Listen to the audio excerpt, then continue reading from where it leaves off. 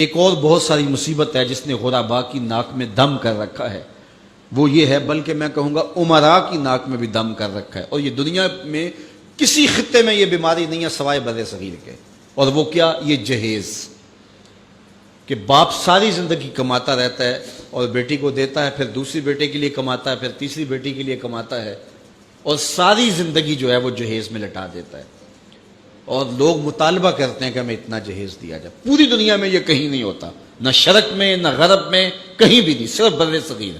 اور یہ ایک ہندوانہ رسم ہے، اور اس رسم کو ہم سینے سے لگایا ہوا ہے، اور اس پر اتنی سختی سے پابند ہے کہ دیکھا جاتا ہے کہ یہ چیز بھی ہونی چاہیے، یہ چیز بھی ہونی چاہیے، یہ بھی چیز ہونی چاہیے۔ جہیز کی باقاعدہ اشیاء ملتی ہیں، اور باقاعدہ جو ہے اس کے مطالبے، اس کی لسٹیں ہوتی ہیں کہ یہ ہمیں دیا جائے۔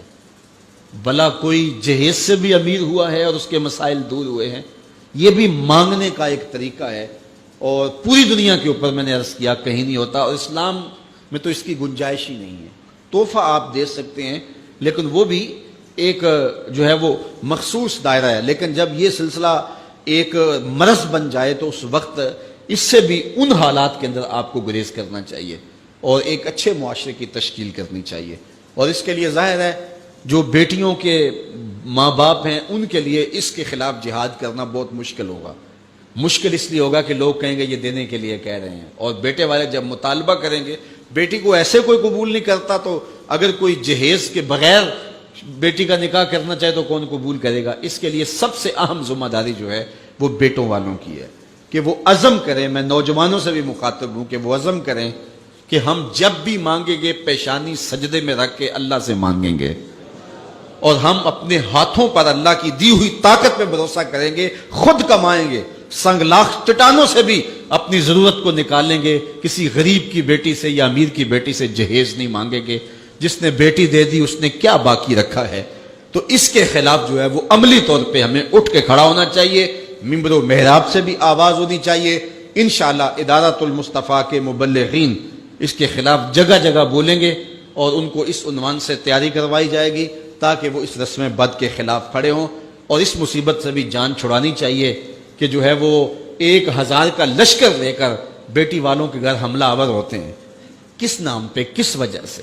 اور وہ لوگوں سے قرض اٹھاتے پھرتے ہیں۔ میرے پاس ایک خاتون آئی، کہنے لگی کہ 50,000 روپیہ قرض لیا تھا تو سود پہ لیا تھا میں نے، اب 1.5 لاکھ روپیہ ہو گیا ہے، تو وہ وعدہ آ گیا تو میں دے نہیں پا رہی۔ تو ساتھ اس کا بچہ تھا اور وہ ٹانگوں سے معذور تھا، وہ منظر مجھے نہیں بھولتا۔ تو کہنے لگی کہ آپ کسی کو بھیجیں اور دیکھیں ہمارے دروازے پہ وہ کھڑے ہوئے ہیں، کتنے شفاق لوگ ہیں، تو آپ نے کسی مجبوری کے تحت لیا ہوگا۔ تو کہنے لگی ہاں میں نے بیٹی کی شادی کرنی تھی، لوگوں کے گھروں کے برتن مانج کے میں نے کوئی جہیز کی چیزیں بنا لی تھی، لیکن وہ کہنے لگے 100 آدمی لے کے آئیں گے بارات میں، تو اس وجہ سے مجھے یہ قرض اٹھانا پڑا، باقی تو میں نے تیاری کر لی تھی۔ تو میں نے کہا آپ اپنے رشتہ داروں میں شادی کر لیتے جن کو آپ کا احساس ہوتا۔ تو اس نے مجھے کہا کہ جو بارات لے کے آیا وہ میرا سکا بھائی تھا، سکا بھائی اپنی اس بہن کے گھر اپنے بیٹے کو بیانے آ رہا ہے جس کا شوہر گھر کے برتن بھی بیچ کے نشہ کر لیتا ہے، اور وہ لوگوں کے گھروں کے برتن مانج رہی ہے، اور وہ بھی کہہ رہا ہے میں 100 کا لشکر لے کے حملہ آور ہونا ہے۔ اسے نہ شرم آئی نہ حیا آیا، اور اس نے لوگوں کے جو ہے وہ برتن مانج کر کے جہیز بنایا، پھر سود پر رقم اٹھائی، اور پھر اس نے ان کی 100 کے لشکر کی دعوت کی، اور وہ سمجھتا ہوگا کہ میں اپنی عزت بنا لی ہے۔ اور میاں تو 3 بندے لے کے آ جاتا اور کہتا کہ ہم کھانا کھا کے آئیں گے، آپ کے گھر سے چائے پیئیں گے، عرش کا رب اتنا راضی ہوتا کہ تجھے اتنا نوازتا کہ تجھے کوئی کمی باقی نہ رہتی۔ لیکن غریب بھی غریب پہ ظلم کر رہا ہے، امیر بھی امیر پہ ظلم کر رہا ہے۔ تو یہ رسمیں ختم ہونی چاہیے، اور اس کے لیے منبر و محراب سے بھرپور آواز اٹھنی چاہیے، اور پاکستان میں بھی اس کی قانون سازی ہونی چاہیے۔ لیکن ہم اپنے حصے کا کام کریں۔ وہ کیا کسی نے کہا تھا، شکوائے ظلمت شب سے تو کہیں بہتر تھا کہ اپنے حصے کی کوئی شمع جلاتے جاتے۔